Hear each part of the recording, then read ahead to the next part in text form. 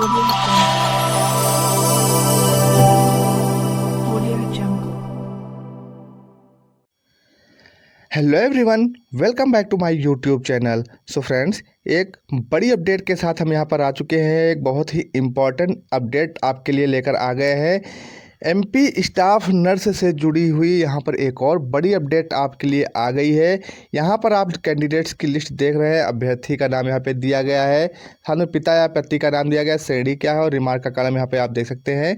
तो यहाँ पे लिस्ट जारी कर दी गई है। तो फाइनली ये कौन सी लिस्ट जारी की गई है, किस संबंध में लिस्ट जारी की गई है, कहाँ से लिस्ट जारी की गई है, कितने कैंडिडेट्स इस लिस्ट में शामिल हैं, किस लिए जारी की गई, इसकी पूरी इन्फॉर्मेशन आपको हम इस वीडियो में प्रोवाइड करेंगे।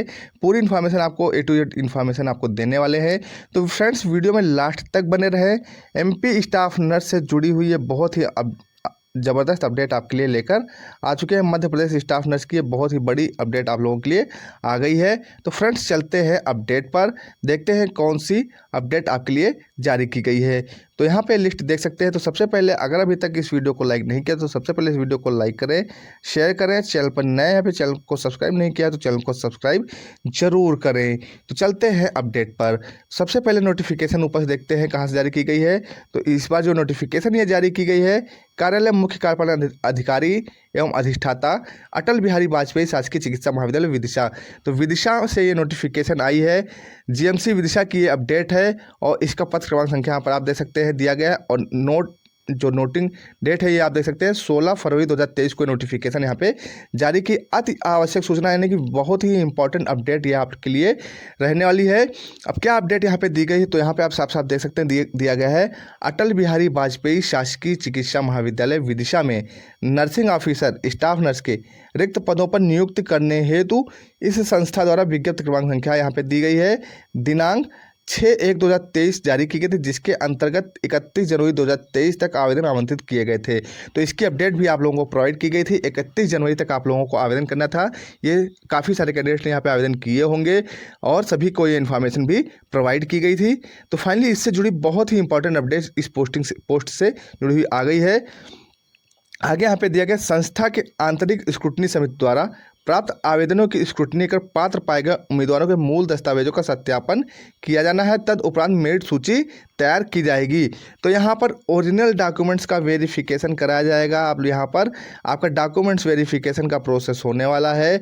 तो ये आपने जो आवेदन किए थे उसका जो स्क्रूटनी हुई, उसके बाद यहाँ पे जो सेलेक्टेड कैंडिडेट्स हैं उनका यहाँ पे ओरिजिनल डॉक्यूमेंट्स का डॉक्यूमेंट्स वेरिफिकेशन होना है, यानी कि मूल दस्तावेजों का सत्यापन किया जाना है। इसके बाद फाइनल मेरिट लिस्ट जारी की जाएगी।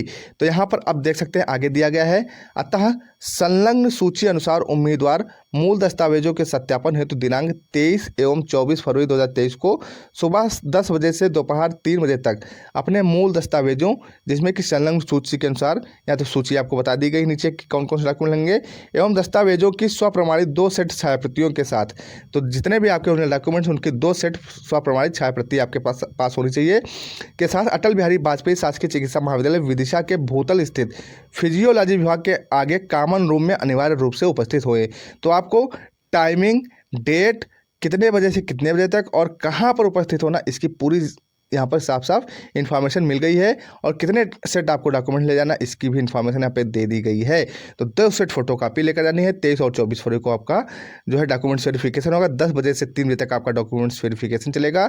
और कहाँ पर होगा, अटल बिहारी वाजपेयी चिकित्सा महाविद्यालय विदिशा के भूतल स्थित फिजियोलॉजी विभाग के आगे कॉमन रूम जो है वहाँ पर आपको उपस्थित होना है।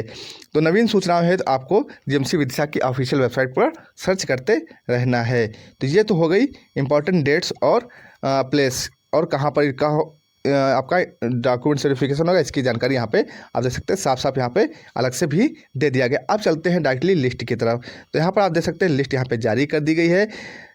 कितने कैंडिडेट इस लिस्ट में शामिल हैं, इनके जिनको यहाँ पे डॉक्यूमेंट्स वेरिफिकेशन होना है, जिन कैंडिडेट्स का, उनका नाम यहाँ पे इस लिस्ट में दे दिया गया है। टोटल आप देख सकते हैं यहाँ पे 26 कैंडिडेट्स का नाम यहाँ पर इस लिस्ट में शामिल किया गया है। 26 कैंडिडेट इस लिस्ट में शामिल है।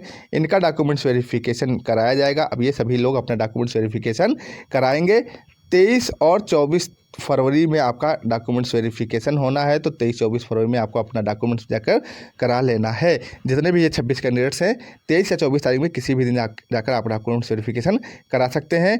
यह सूची मूल दस्तावेज सत्यापन है, तो अतः मूल दस्तावेज सत्यापन उपरांत मेरिट सूची पृथक से बनाकर प्रकाशित की जाएगी। तो ये आपका केवल ओरिजिनल डॉक्यूमेंट्स का वेरिफिकेशन होगा, उसके बाद मेन जो लिस्ट होगी मेरिट लिस्ट वो बाद में जारी की जाएगी।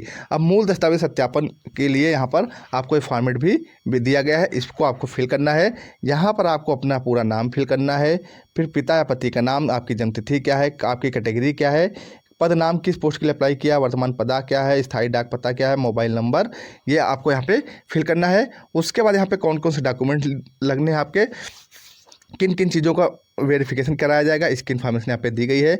तो आपके पास 10वीं बोर्ड की परीक्षा की अंकसूची है या नहीं, इसको यहाँ पे टिक भी करना है, तो इसका भी वेरिफिकेशन होगा। और जितने भी डॉक्यूमेंट लिखे हैं इसकी 2 सेट फोटोकॉपी आपको लेकर जानी, जो भी आपके साथ लागू हो।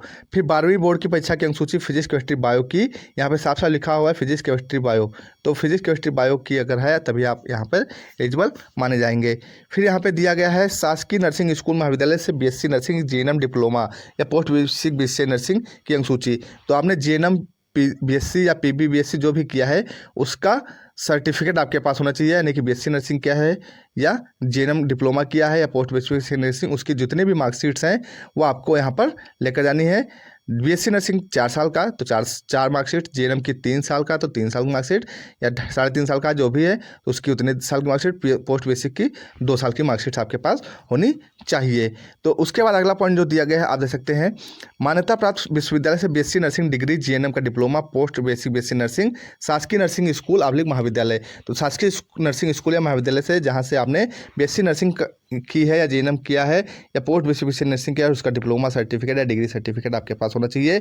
फिर यहाँ पे BSc nursing degree, GNM diploma, post basic BSc nursing से प्रयास प्रमाण पत्र अटेम्प्ट सर्टिफिकेट लागू हो तो ये भी आपका लागू है तो आप ये भी यहाँ पे देंगे। फिर BSc nursing, GNM diploma, post basic BSc nursing से के संपूर्ण अंकसूची पास एवं फेल, तो जो भी आपने अगर बैक आया या फेल हुए हैं तो उसकी सभी वर्षों की मार्कशीट्स आपको देनी होगी। पास हुए हैं किसी साल या फेल हुए हैं किसी साल, उसके बाद दोबारा से पास किए हैं तो वो सभी मार्कशीट्स आपके यहाँ पे लगने वाली, कोई भी मार्कशीट आपको छिपानी नहीं है कि हाँ इसमें फेल हो गए तो ये नहीं देनी है, जो पास वाली वही देनी है। फिर अगला जो पॉइंट दिया गया है, मध्य प्रदेश नर्सिंग काउंसिल का जीवित पंजीयन रजिस्ट्रेशन अनिवार्य है, यानी कि रजिस्ट्रेशन नंबर आपके पास, रजिस्ट्रेशन आपका होना जरूरी है। फिर मध्य प्रदेश का मूल निवास प्रमाण पत्र आपके पास होना चाहिए, तो ये इंपॉर्टेंट सबसे पहले कि ये कंपलसरी है, ये आपको देने ही देने हैं। यदि पूर्व से कार्यरत हो तो वर्तमान मूल नियोक्ता से प्राप्त अनापत्ति प्रमाण, अगर आप कहीं पर पहले से कार्यरत है तो वहाँ से NOC भी आपको लेनी होगी। आरक्षित श्रेणी के उम्मीदवारों है तो सक्षम अधिकारी द्वारा प्रदत्त जाति प्रमाण पत्र, आर्थिक रूप से कमजोर है तो श्रेणी सक्षम द्वारा जारी प्रदत्त प्रमाण पत्र, अन्य पिछड़ा वर्ग है तो नॉन क्रीमी प्रमाण पत्र यदि लागू है तो, अगर आप पे ये कैटेगरी सर्टिफिकेट लागू है या IW सर्टिफिकेट लागू है तो वो आपके पास होना जरूरी है। फिर सक्षम अधिकारी द्वारा प्रदत्त विकलांगता प्रमाण पत्र यदि लागू है, अगर आप विकलांग कैंडिडेट्स हैं, दिव्यांग कैंडिडेट्स तो आपके पास सर्टिफिकेट होना जरूरी है। भूतपूर्व सैनिक होने का सक्षम अधिकारी, तो अगर आप भूतपूर्व सैनिक के कोटे के अंतर्गत आते हैं तो उसका सर्टिफिकेट भी आपको देना होगा। फिर अगला जो ये तो हो गए लागू, यानी कि अगर लागू है तो ही ये देने हैं। फिर अगले जो कंपलसरी आप डॉक्यूमेंट्स हैं उसमें आधार कार्ड या पैन कार्ड, तो आधार कार्ड और पैन कार्ड दोनों आपके पास होने चाहिए। पासपोर्ट साइज के 2 फोटोग्राफ आपके पास होने जरूरी है। उसके साथ जो ये जितने भी डॉक्यूमेंट्स आपके हैं इनकी 2 सेट फोटोकॉपी आपको बनानी है, 2 सेट फोटोकॉपी हो और सेल्फ अटेस्ट आपका होना, यानी कि सेल्फ अटेस्ट आपको यह पर कर लेना है। तो सेल्फ अटेस्टेड 2 सेट फोटोकॉपी भी इनकी लेकर जानी है, यानी कि ओरिजिनल डॉक्यूमेंट्स इसके साथ 2 सेट फोटोकॉपी आपके पास होनी चाहिए और उसको सेल्फ अटेस्ट आपको करना होगा। तो ये तो पूरी अपडेट मैंने आपके साथ यहाँ पे शेयर कर दी है, हर एक चीज़ की जानकारी आपको प्रोवाइड कर दी है। कितने कैंडिडेट इस लिस्ट में शामिल हैं, तो टोटल 26 कैंडिडेट्स हैं। कब जाना है इसकी इन्फॉर्मेशन मैंने आपको बता दी है। 23 एवं 24 फरवरी को आपका डॉक्यूमेंट्स वेरिफिकेशन होगा 10 बजे से लेकर 3 बजे तक। अटल बिहारी वाजपेयी शासकीय चिकित्सा महाविद्यालय विदिशा के भोतल स्थित फिजियोलॉजी विभाग के आगे जो कॉमन रूम है वहां पर आपको उपस्थित होना है। तो फ्रेंड्स A to Z सारी इन्फॉर्मेशन मैंने आपके साथ शेयर कर दी है, बहुत ही इंपॉर्टेंट अपडेट है, तो कोई भी कैंडिडेट छूटना ना पाए इसलिए इस वीडियो को शेयर जरूर करें, जिससे ज़्यादा से ज़्यादा लोगों के पास ये नोटिफिकेशन पहुँच सके, अपडेट पहुँच सके और उनको ये जानकारी मिल सके। तो फ्रेंड्स मिलते हैं नेक्स्ट वीडियो में नेक्स्ट अपडेट के साथ, तब तक के लिए जय हिंद जय भारत।